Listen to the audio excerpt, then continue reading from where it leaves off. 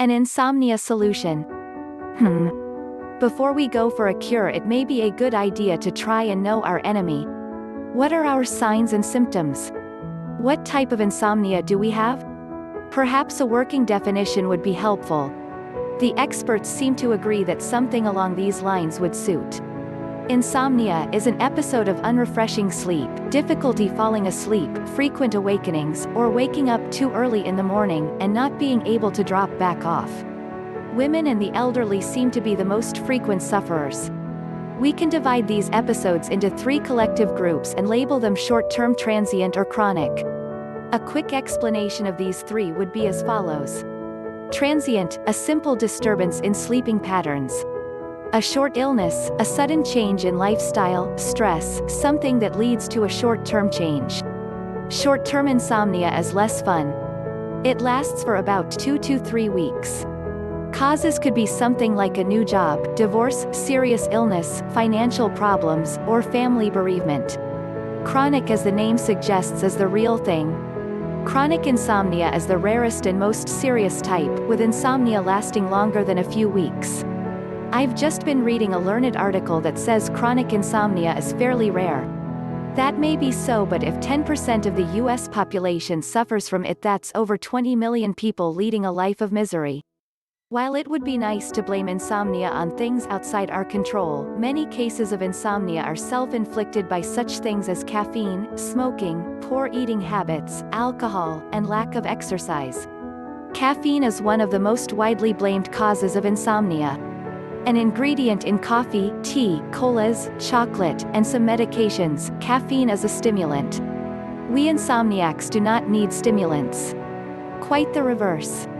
Insomnia solution number 1, cut out the caffeine. Alcohol is often recommended as a nightcap. Forget it. That's only because your doctor drinks it. Alcohol actually lightens and fragments sleep, causing you to wake up as your body metabolizes it. You may think you're in a deep sleep, but you are not getting the deep sleep that insomniacs need for a cure. Insomnia solution number 2, no alcohol with a couple or 4 hours of bedtime. Eating. Yes, I know I can't ban you from eating, but I can jump on the slimmers bandwagon. Eat a light last meal a couple of hours before going to bed. Avoid spicy and fatty foods that cause indigestion. Let us hear it for milk.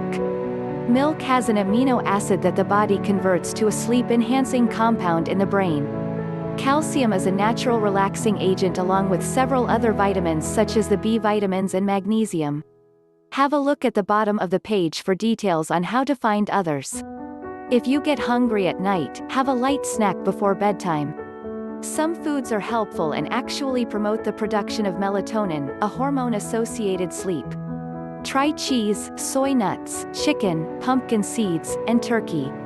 High-carbohydrate foods such as bread act upon another hormone, serotonin, which helps to reduce anxiety and contribute to an insomnia solution. Insomnia solution no. 3. Be careful about what you eat.